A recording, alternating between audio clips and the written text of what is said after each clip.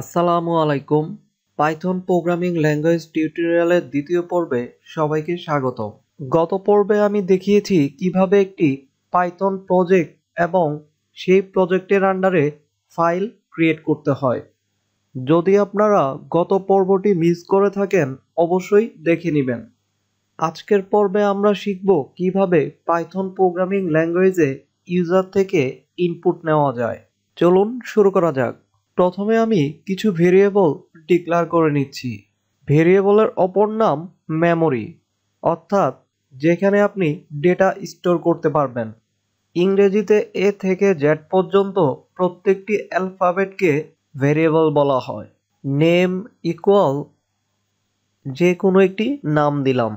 Double কোটেশনের মাঝে সবসময় ভেরিয়েবলের ডাটাগুলি ডিক্লেয়ার করতে হয়। এরপর দিলাম রোল ইকুয়াল 101, জিপিএ ইকুয়াল 3.50। প্রথমে এই তিনটি ভেরিয়েবলকে আলাদাভাবে প্রিন্ট করি। প্রিন্ট ফার্স্ট ব্র্যাকেটের মাঝে ভেরিয়েবলের নামটি দিতে হবে, name. Print roll, print GPA.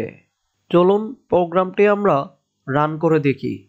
খেয়াল করুন, আমরা যে ভেরিয়েবলের মানগুলি দিয়েছি সেগুলি প্রদর্শিত হচ্ছে, কিন্তু আমরা চাচ্ছি সিস্টেম ইউজার থেকে ইনপুট নেবে।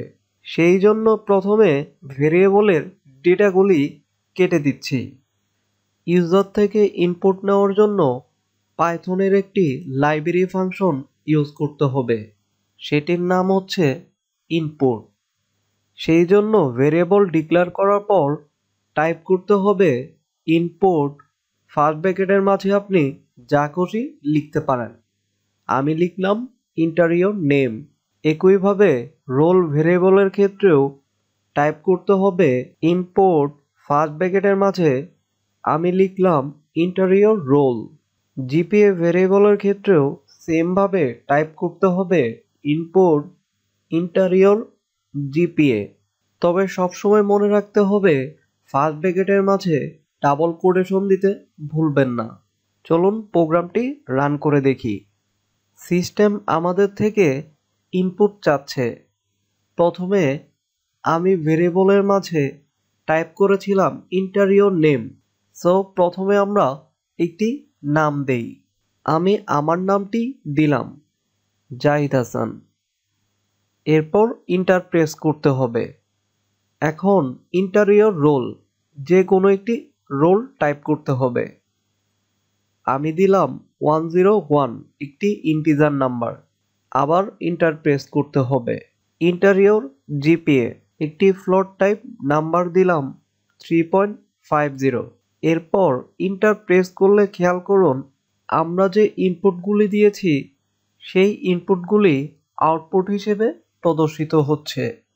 আপনাদের বোঝার সুবিধার্থে আমি প্রিন্টের পর টাইপ করলাম নেম।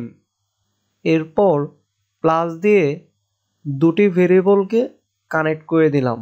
প্লাস সাইন দ্বারা দুটি ভেরিয়েবলকে একই সাথে প্রিন্ট করা যায়। সেমভাবে রোল এবং জিপিএ দুটি টাইপ করে নিলাম।